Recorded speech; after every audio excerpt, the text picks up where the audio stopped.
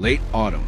The ancient forest sheds its golden leaves, turning dry, brittle, and silent. As nature begins to fade into winter's grip, food becomes scarce. That's when the hungry wild boars descend from the mountains, bold and desperate. This time, their target was my uncle's farmland, a lifetime of sweat plowed under in a single night. Corn flattened, soil torn apart, the air thick with the stench of destruction. We knew there was no waiting this out. This was war. And tonight, the battlefield was the forest itself. Maps spread out on the hood of the Land Rover, radios crackling, rifles checked, scopes clean. Each member of the team took position, without a word. The silence before the storm was heavy and electric. I looked at the others, James, David, Jack, each face carved with focus. The forest had taken from us, and we were about to take it back. As dawn broke, a low mist crawled across the valley. The forest floor was slick with dew, our boots sinking into the soft earth. Not a single bird sang, only the faint hum of our radios and the occasional creak of branches above. Then movement. A sudden rustle, the unmistakable snore of a wild boar. My pulse quickened. I signaled with my hand, and we moved.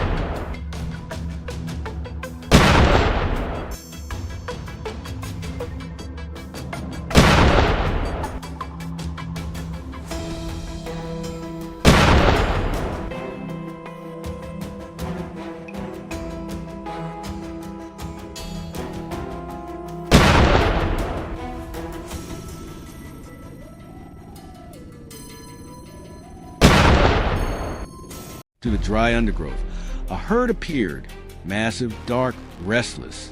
The leader, easily over 150 kilos, scanned the forest edge before grunting to the others. I took cover behind a fallen log, steadying my aim. This shot would decide how the day began. I squeezed the trigger. The echo thundered through the forest.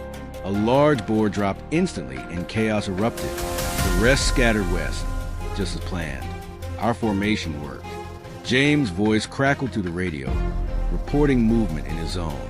Seconds later, another blast, then another. When the dust settled, 3 targets were down, but there was no time to celebrate. We pressed deeper into the woods, following the trails of chaos. Broken branches churned soil and the faint metallic scent of blood. Every step pulled us further into the heart of their territory. The forest grew darker, thicker, each footstep deliberate. We were not alone here.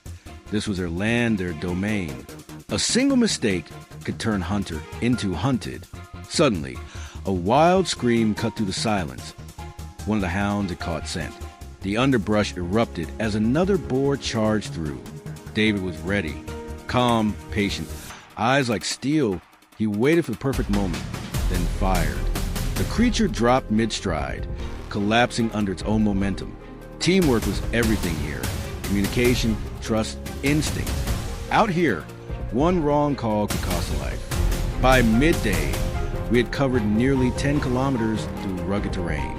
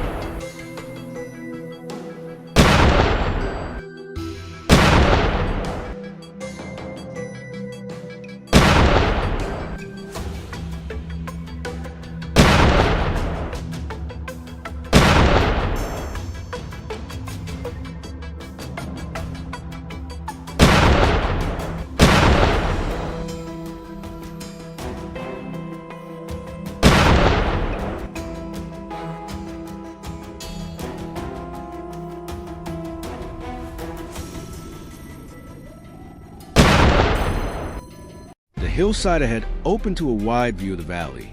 Below, we spotted movement. A small group of wild boars headed straight for the cornfields. We couldn't let them reach it.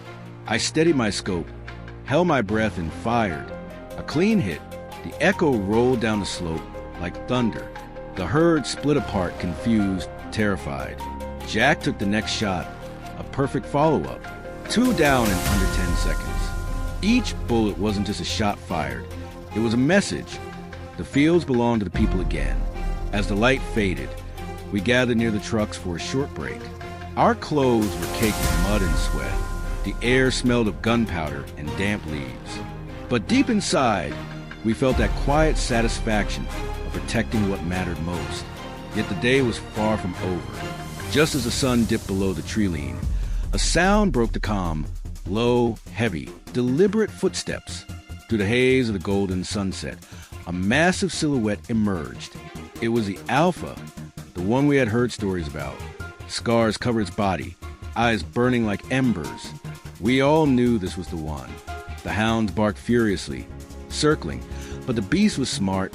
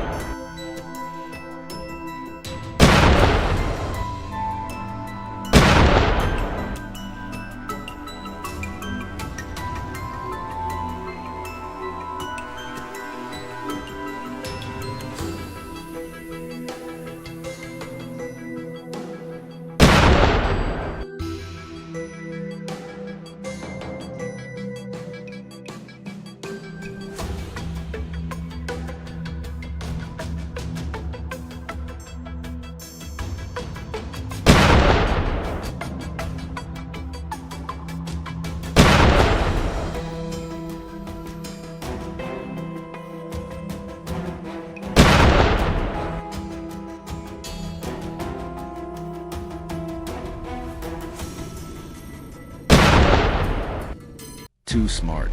It feinted, turned, and charged straight through the clearing. For a split second, the world went silent. Then my shot rang out, echoing into the valley. The boar stumbled, roared, and kept coming. James flanked right, took his stance, and fired. The second shot hit square in the chest. The giant dropped with a final, thunderous crash, shaking the earth. Silence returned. Only the rustle of leaves and our heavy breathing. That night, as we loaded the truck, the moon hung low, silvering the forest floor. The back of the Defender was full. The day's haul, the proof of victory. I leaned back, feeling the ache in my shoulders and the quiet pride in my chest. This work isn't for the faint-hearted.